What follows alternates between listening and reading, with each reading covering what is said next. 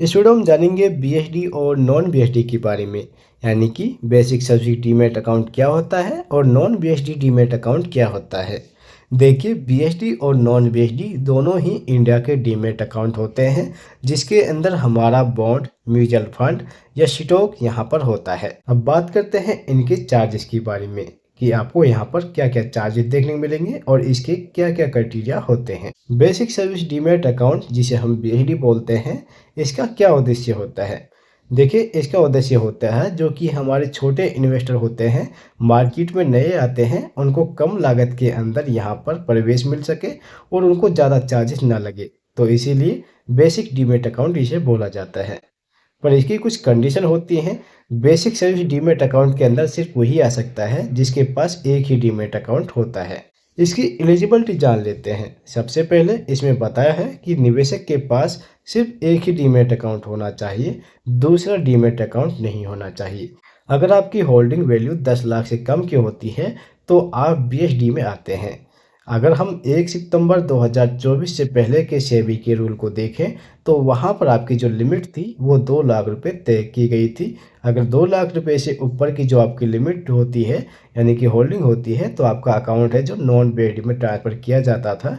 अब यहाँ पर ये चेंज कर दिया गया है, जो कि लिमिट बढ़ाकर अब 10 लाख रुपए कर दी गई है।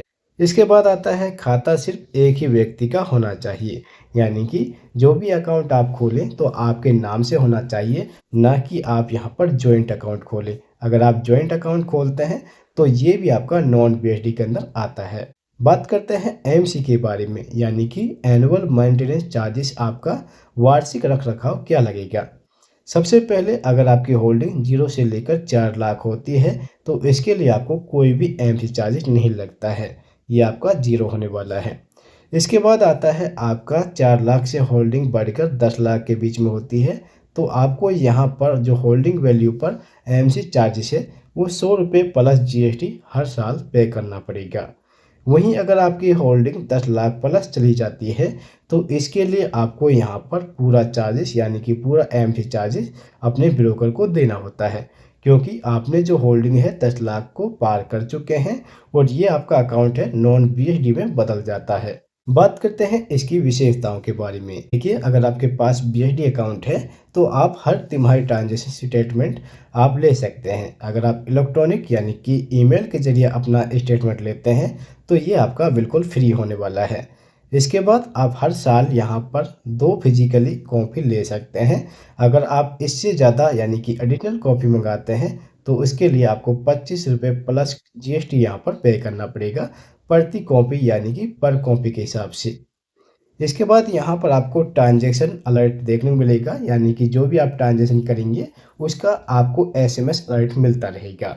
इसके बाद आपको यहाँ पर खाता खोलते समय 2 मुफ्त में डिलीवरी इंस्ट्रक्शन आपको मिलने वाली हैं, जो कि आपको बिल्कुल फ्री मिलती हैं। बात करते हैं किसके लिए ये ठीक रहता है, यानी कि अगर आप बीएसडी अकाउंट में आते हैं तो ये किसके लिए अच्छा होता है। जैसे कि हमने आपको शुरू में बताया है, जो भी हमारे छोटे निवेशक होते हैं जिनका पोर्टफोलियो बहुत ही कम होता है या फिर आपकी होल्डिंग कम होती है, तो ये उनके लिए ठीक होता है और आपकी जो लागत, यानी कि जो आपको एमसी चार्जेस लगना है, वो भी आपको नहीं लगेगा। तो चलिए अब बात करते हैं नॉन बीएसडी के बारे में, यानी कि रेगुलर डीमैट अकाउंट के बारे में। देखिए, रेगुलर डीमैट का उद्देश्य क्या है, सबसे पहले हम जानते हैं। सभी तरह के निवेशक जो कि सामान्य डीमैट खाता रखते हैं या फिर जिनका पोर्टफोलियो साइज बहुत ही बड़ा है या फिर आपकी होल्डिंग बहुत ही ज़्यादा होती है और आपके पास कई सारे डीमैट अकाउंट हो सकते हैं।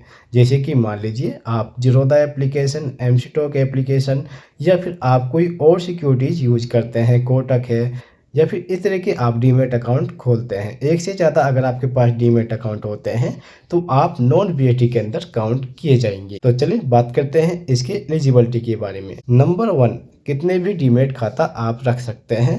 आपकी होल्डिंग कीमत कितनी भी ऊपर हो, कोई दिक्कत नहीं है। अकेले या ज्वाइंट खाता आप खोल सकते हैं, जबकि बीएसडी के अंदर आप ज्वाइंट खाता नहीं खोल सकते हैं। इसके बाद आता है एमसी चार्जेस, यानी कि एनुअल मेंटेनेंस चार्जेस। आपका वार्षिक रखरखाव चार्जेस क्या लगेगा। यहाँ पर आमतौर पर जो हमारा एमसी चार्जेस होता है ये आपसे हर ब्रोकर अलग अलग ले सकता है। कोई ब्रोकर आपसे 300 रुपये ₹500 या फिर ₹800 या ₹1200 तक का एमसी चार्जेस वसूल सकता है। ये सभी में अलग अलग होता है और यहाँ पर डिपेंड करता है कि आपकी चाहे होल्डिंग कितनी भी हो, वो आपको ब्रोकर को पे करनी पड़ेगी जितना एमसी चार्जेस उन्होंने बना रखा है। इसके बाद आता है बीएसडी की तरह यहाँ पर स्लैब आधारित छूट नहीं मिलती है। इसकी विशेषताएं यानी कि इसमें कुछ अच्छाइयाँ क्या होती हैं उसके बारे में बात करते हैं। यहाँ पर आपको मासिक या तिमाही स्टेटमेंट जो कि ब्रोकर पर निर्भर करेगी। यहाँ पर आपको फिजिकल कॉपी के लिए अतिरिक्त शुल्क यानी कि एडिशनल शुल्क आपको देना होता है जो आप अपने घर पर मंगाना चाहते हैं। बार बार ट्रेडिंग या अपने बड़े पोर्टफोलियो यानी कि आपकी ज़्यादा होल्डिंग वैल्यू के हिसाब से आपको यहाँ पर पूरी सुविधाएं मिलती रहती हैं। इसके बाद आता है होल्डिंग कीमत के आधार पर कोई बदलाव नहीं देखा जाएगा। बात करते हैं किसके लिए यहाँ पर अच्छा होता है नॉन बीएसडी अकाउंट। या तो आप यहाँ पर बड़े इन्वेस्टर हैं यानी कि आपके पास पैसा बहुत है और आप यहाँ पर लगातार इन्वेस्ट करते रहते हैं, आपकी होल्डिंग अच्छी है, या फिर आपके पास एक से ज़्यादा डीमैट अकाउंट है तो आपके लिए नॉन बीएसडी ही आता है। तो चलिए हम एक नज़र डालते हैं इनके मुख्य अंतर पर यानी कि इनमें क्या डिफरेंस देखने मिलेगा। तो सबसे पहले आती है लागत यानी कि एएमसी चार्जेस। अगर आप बीएसडी के बारे में बात करें तो छोटा पोर्टफोलियो होता है और आपका सस्ता यानी कि एएमसी चार्जेस भी कम होता है और आपके लिए अच्छा भी होता है, जबकि नॉन बीएसडी में आपका जो एएमसी चार्जेस है वो फिक्स रहेगा। नंबर 2, होल्डिंग की सीमा यानी कि अगर आप बीएसडी में होते हैं तो आपको 10 लाख रुपए से नीचे की होल्डिंग वैल्यू पर आपका कोई चार्जेस नहीं लिया जाएगा या कम लिया जाएगा, जबकि नॉन बीएसडी के अंदर आते ही आपको यहाँ पर जो चार्जेस लगेंगे वो पूरा लगना शुरू हो जाता है। नंबर 3, खाते की पाबंदी। अगर आप बीएसडी में आते हैं तो आपके पास एक ही डीमैट अकाउंट होना चाहिए, वहीं अगर आप नॉन बीएसडी में आते हैं तो आप एक से ज़्यादा कितने भी डीमैट अकाउंट अपने पास रख सकते हैं। नंबर 4, लक्ष्य। बीएसडी छोटे निवेशों के लिए है, जबकि नॉन बीएसडी सभी प्रकार यानी कि खासकर जो बड़े या फिर सक्रिय रेगुलर इन्वेस्टर होते हैं उनके लिए अच्छा होता है। तो चलिए हम एक उदाहरण यानी कि एक एग्जाम्पल से समझते हैं। मान के चलिए आपने यहाँ पर 3 लाख के शेयर खरीदे हैं, तो आप बीएसडी के अंदर आपको कोई एएमसी चार्जेस नहीं देना होता है, क्योंकि जो यहाँ पर एएमसी चार्जेस लगेगा वो 4 लाख से ऊपर आपको लगना शुरू होता है। इसके बाद आता है नॉन बीएसडी, वहीं आपको 300 से लेकर 800 रुपये तक का एएमसी चार्जेस देना पड़ सकता है, जो कि आपके ब्रोकर पर निर्भर करेगा। वहीं आपकी अगर होल्डिंग 12 लाख से ऊपर जाती है तो आपको ये पूरा एएमसी चार्जेस देना होता है। बीएसडी अकाउंट है जो आपका नॉन बीएसडी में बदल जाता है और आपको सामान्य शुल्क लगना शुरू हो जाता है जब आपकी होल्डिंग 12 लाख से ऊपर जाती है। नॉन बीएसडी में कोई बदलाव नहीं होता है, वहीं आपका एएमसी चार्जेस आपको लगता है। इसके बाद हम बात करते हैं इसके निष्कर्ष के बारे में। बीएसडी क्यों चुनें? अगर आप छोटे निवेशक हैं, कम पैसे से शुरू करना चाहते हैं और आपको लागत बचाना चाहते हैं। नॉन बीएसडी अगर आप बड़े निवेशक हैं या फिर बार बार ट्रेडिंग या खाता चाहते हैं तो आपके लिए नॉन बीएसडी अच्छा रहता है। दोस्तों ये थे बीएसडी और नॉन बीएसडी के बारे में जानकारी। वीडियो पसंद आए तो वीडियो को लाइक करें, दोस्तों के साथ शेयर करें। Thank you for watching this video.